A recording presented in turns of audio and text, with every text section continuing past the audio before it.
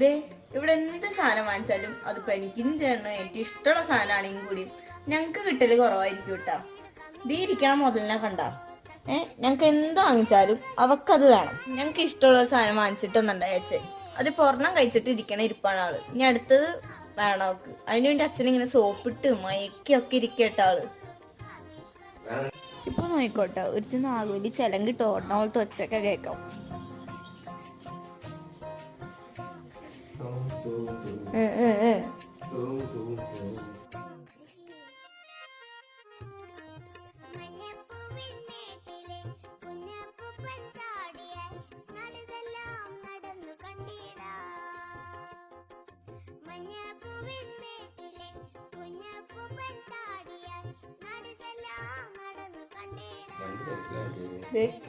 രണ്ടു പേർക്ക് വാങ്ങിച്ചിട്ടുണ്ടായി. അതിലൊരെണ്ണം മൊത്തം ആള് തിന്നുന്നുണ്ട്.